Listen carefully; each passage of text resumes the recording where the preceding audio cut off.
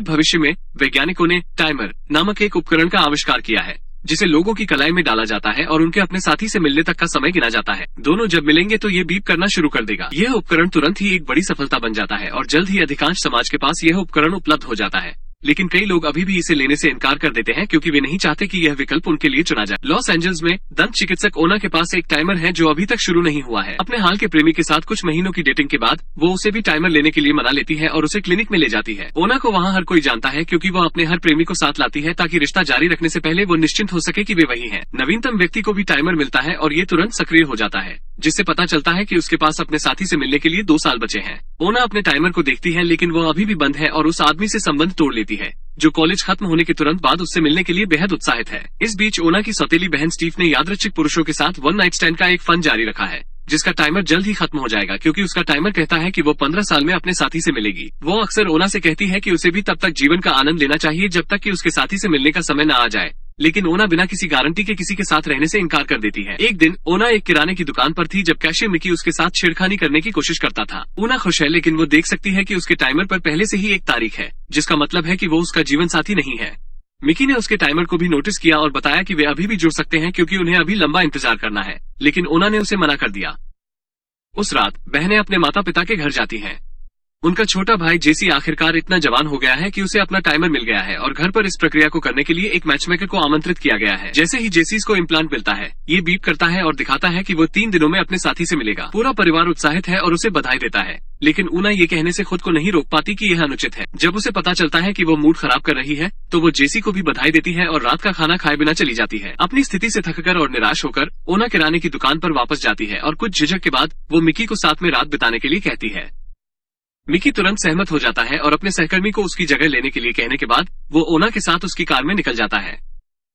ओना उसके विचार का अनुमान लगाना शुरू कर देती है जब वे मिकी के घर पहुंचते हैं क्योंकि 4 रूममेट और कमरे में गंदगी उसे अतिरिक्त रूप से जागरूक करती है कि वो कितना छोटा है।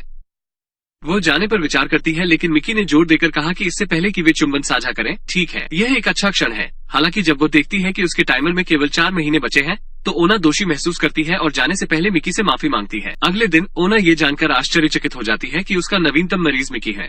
वो बताता है कि वो एक बैंड में संगीतकार है और सिर्फ एक कैशियर नहीं है।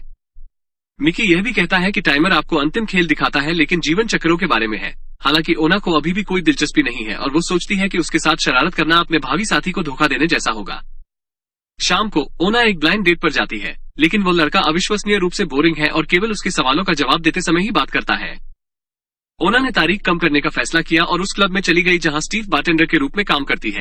उसे आश्चर्य हुआ, मिकी का बैंड वहां बज रहा है और उसे प्रदर्शन करते देखकर ओना में कुछ जाग उठा। वे अंततः आंख मिलाने लगते हैं और इतना तनाव पैदा कर देते हैं कि कार्यक्रम समाप्त होने के बाद ओना अंततः गंदा काम करने के लिए मिकी के घर जाती है। जब वे शुरू करने वाले होते हैं तो वे सुनते हैं कि मिकी के रूममेट आ रहे हैं और बहुत शोर कर रहे हैं, इसलिए मिकी बाहर जाती है और उन्हें चुप रहने के लिए कहती है और समझाता है कि ओना कितनी अद्भुत है और यह जीवन में एक बार मिलने वाला मौका है। ओना ये सब सुनती है और बेहद सहमति है। बाद में मिकी उनके शोर को छुपाने के लिए कुछ संगीत लगाता है और उसके साथ काम में लग जाता है। अगले दिन स्टीव एक रिसेप्शनिस्ट के रूप में अपनी दैनिक नौकरी पर थी। तभी डैन नाम का एक आदमी आता है। उसे वो बहुत सुंदर लगता है और वो उसके साथ फ्लर्ट करना शुरू कर देती है, लेकिन जब उसे पता चलता है कि उसके पास टाइमर नहीं है तो वो तुरंत उसे छोड़ देती है। बाद में घर पर स्टीव को पता चलता है कि आखिरकार ओना का रिश्ता टूट गया है और वो उसे बधाई देती है, लेकिन साथ ही उसे मिकी से दोबारा न मिलने की सलाह भी देती है क्योंकि इसका अंत अच्छा नहीं होगा। कुछ समय बाद ओना के माता पिता बहुत उत्साहित हैं क्योंकि आज वो दिन है जब जेसी का टाइमर 0 पर पहुंच गया है, जिसका अर्थ है कि उसे अपने साथी से मिलना चाहिए। हालांकि वो अपना पूरा दिन बिना किसी प्रतिक्रिया के सामान्य रूप से स्कूल में बिताता है। जब जेसी घर लौटती है तो सफाई करने वाली महिला लूज उन्हें अपने पति और अपनी बेटी सोलेदाद से मिलवाती है, जिनका टाइमर अचानक 0 पर पहुंच जाता है। जेसी के साथ भी ऐसा ही है, जिसका अर्थ है कि वे आत्मिक साथी हैं। जबकि किशोर अजीब तरह से एक दूसरे को घूरते हैं। जेसी की माँ बहुत उत्साहित हो जाती है और हर तरह की योजना बनाना शुरू करना चाहती है, लेकिन लूज असहज महसूस करती है और तुरंत अपने परिवार के साथ चली जाती है। यह मिकी निकला जो जोर देकर कहता है कि वो उसके साथ अधिक समय बिताना चाहता है और वो उसे अपने घर ले जाने के लिए सहमत हो जाती है। एक साथ एक और शानदार रात बिताने के बाद ओना इस बात से इनकार नहीं कर सकती कि वो मिकी को कितना पसंद करती है और वे बेडरूम के बाहर एक साथ बहुत समय बिताना शुरू कर देते हैं। ओना मिकी के रूममेट से भी दोस्ती कर लेती है। उसे वो अपनी अपेक्षा से अधिक मजेदार लगती है। एक दिन ओने ने मिकी को बताया कि उसके पिता एक संगीत निर्माता है, लेकिन तलाक के बाद से उसने उन्हें नहीं देखा है। मिकी को एहसास होता है कि वो उद्योग में एक बहुत ही महत्वपूर्ण व्यक्ति की बेटी है। इस बीच स्टीव का बॉस फोन का जवाब न देने के लिए उस पर चिल्लाता है, लेकिन सौभाग्य से डैन आता है और छुपाने के लिए एक कहानी बनाता है। बॉस के जाने के बाद डैन स्टीव में स्पष्ट रुचि दिखाता है, जो उसे वापस पसंद नहीं करती है। हालांकि वो सोचती है कि वो ओना के लिए अच्छा हो सकता है, इसलिए वो उसे शाम को बार में उससे मिलने के लिए कहती है। बाद में स्टीव ने ओना को भी आमंत्रित किया, ये बताते हुए कि वो हाल ही में बहुत अधिक बाहर नहीं गई है।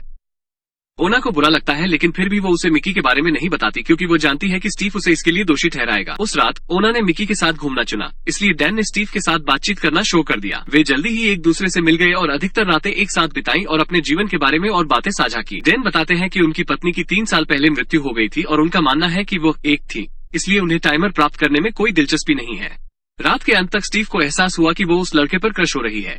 जब वो घर लौटी है उस क्षण वो मिकी को ओना के कमरे में देखती है और महसूस करती है कि वे गुप्त रूप से डेटिंग कर रहे हैं। मिकी के टाइमर और इस तथ्य के बारे में तुरंत बहस शुरू हो जाती है कि उसका एक साथी जल्द ही आएगा, इसलिए मिकी उन्हें बीच में रोकता है और बताता है कि उसका टाइमर नकली है। ये सिर्फ एक स्टिकर है जिसे वो हटा देता है, क्योंकि वो बताता है कि वो केवल यही चाहता था कि किसी चलन का मजाक न उड़ाया जाए, और वो स्वीकार करता है कि उसे विश्वास नहीं है कि टाइमर वास्तव में काम करते हैं। ओना झूठ से हैरान और आहत है, इसलिए वो मिकी को बाहर निकाल देती है। दिन बीतने लगते हैं और ओना मिकी के बारे में सोचना बंद नहीं कर पाती।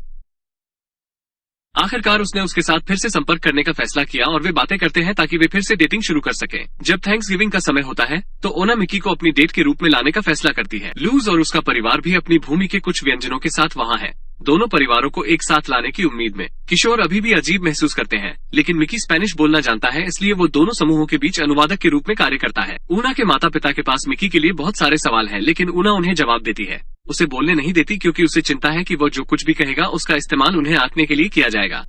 रात के खाने के बाद ओना की माँ उसे बताती है कि वो मिकी को बहुत पसंद करती है, लेकिन वो संभावित दिल टूटने के बारे में चिंतित है जब ओना का जीवन साथी आखिरकार सामने आएगा। इस बीच डैन और स्टीव भी गुप्त रूप से मिलना शुरू कर देते हैं और एक बहुत ही अनौपचारिक रिश्ता शुरू करते हैं। कुछ समय बाद मिकी ने ओना से कहा कि वो उससे प्यार करता है, जिससे वो घबरा गई और भाग गई। ओना अपने जैविक पिता रिक से मिलने का फैसला करती है और स्टीव भी समर्थन के रूप में जाती है। पहले तो स्थिति बहुत अजीब है, इसलिए ओना ने मिकी के विचार के लिए उसके संगीत के साथ एक डिस्क साझा करके तनाव को कम किया। फिर वो उससे पूछती है कि उसे कभी टाइमर क्यों नहीं मिला, लेकिन उसे ये जानकर झटका लगा कि रिक ने खुलासा किया कि उसके पास टाइमर है। इसका मतलब ये है कि उसकी माँ ने झूठ बोला था जब उसने दावा किया था कि उन्हें तलाक मिल गया है, क्योंकि रिक को टाइमर नहीं मिलेगा। रिक के पास अपने जीवन साथी से मिलने में अभी भी कुछ समय बाकी है, लेकिन वो जीवन और वास्तविक भावनाओं का आनंद लेना पसंद करेगा। जब बहनें जाने वाली होती हैं, तो उन्हें पता चलता है कि रिक की प्रेमिका ने अपना टाइमर हटा दिया है, क्योंकि वो रिक से प्यार करती है और टाइमर जो कुछ भी कहता है उसकी तुलना में उसकी भावनाएं अधिक वास्तविक हैं। इससे प्रेरित होकर बहनें अपना टाइमर हटवाने के लिए क्लिनिक में जाती हैं ताकि वे अपने दिन अधिक सहजता से जी सकें।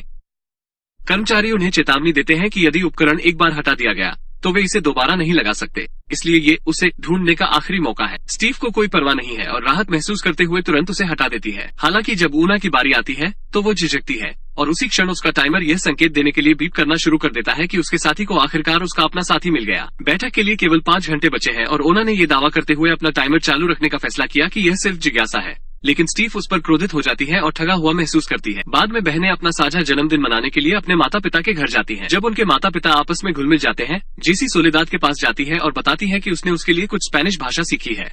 अपने परिवार के दबाव के बिना किशोर अंततः अपनी शर्तों पर बंधने में कामयाब हो जाते हैं। मिकी को भी आमंत्रित किया गया है और वो लूज और ओना की माँ के बीच अनुवादक के रूप में काम करता है, जो बॉस और कर्मचारी के रूप में अपने रिश्ते को बनाए रखने का फैसला करते हैं और किशोरों को निजी तौर पर काम करने देते हैं। इस बीच स्टीव डैन के साथ खुशी खुशी घूम रही है, जिसे भी आमंत्रित किया गया था। उसी समय ओना उससे टकराती है और उनका टाइमर बंद हो जाता है, जो दर्शाता है कि वे आत्मीय साथी हैं। स्टीव तुरंत परेशान हो जाती है और रसोई की ओर भागती है, जबकि परेशान मिकी पार्टी छोड़ देता है। डैन स्टीव के पीछे जाता है और उसे सांत्वना देने की कोशिश करता है, लेकिन ओना उसे रोक देती है। एक और बहस शुरू हो जाती है क्योंकि स्टीव को लगता है कि वह अपने साथ हुई सबसे अच्छी चीज खो रही है और ओना पर हमेशा उससे चीजें छीनने का आरोप लगाती है।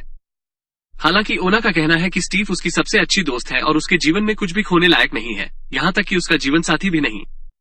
फिर ओना चली जाती है और डैन स्टीव को बताता है कि उसे केवल उसके लिए टाइमर मिला है। उसे ओना की परवाह नहीं है, उसे स्टीव पसंद है। अगले दिन ओना मिकी से मिलने जाती है और बताती है कि उसने अपना टाइमर हटा दिया है क्योंकि वो उसके साथ रहना चाहती है। मिकी इस भाव से प्रभावित हो जाता है, लेकिन उसे ये कहते हुए मना कर देता है कि वो बता सकता है कि वो उससे प्यार नहीं करती है। कुछ समय बाद ओना दौड़ने के लिए बाहर जाती है और डैन से टकरा जाती है, इसलिए उनके बीच बहुत अजीब बातचीत होती है। वे बता सकते हैं कि उनमें कुछ चीजें समान हैं, लेकिन अब बहुत देर हो चुकी है और वे अपने अपने रास्ते अलग हो गए हैं।